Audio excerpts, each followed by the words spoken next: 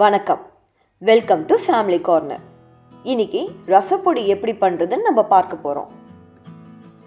அதற்கு தேவையான பொருட்கள்: கொத்தமல்லி 100 கிராம், துவரம்பருப்பு 100 கிராம், மிளகு 50 கிராம், ஜீரகம் 50 கிராம், கருவேப்பிலை தழை 1/4 கப், வரமிளகாய் 7.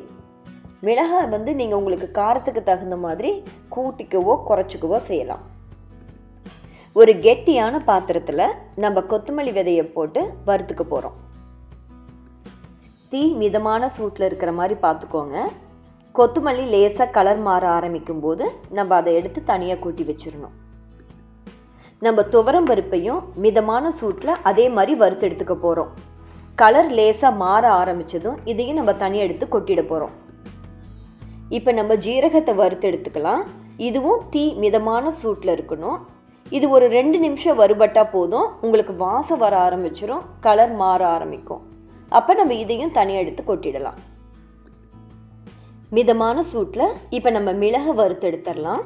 இதுவும் ஒரு 2 நிமிஷம் வறுபட்டால் போதும்.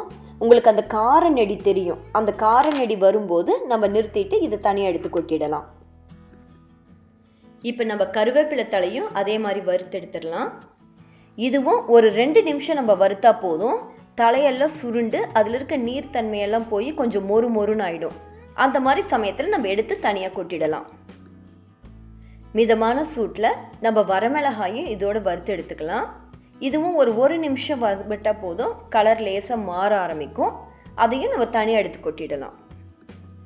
நம்ம வறுத்து வச்சிருக்கிற பொருள் எல்லாம் ஆறுனதும் இதை நம்ம மிக்ஸி ஜாரில் போட்டு அரைச்சி எடுத்துக்கலாம். நம்ம அரைச்சி எடுத்த ரசப்பொடியை ஒரு அகலமான பாத்திரத்தில் கொட்டி கொஞ்சம் ஆற விடுங்க.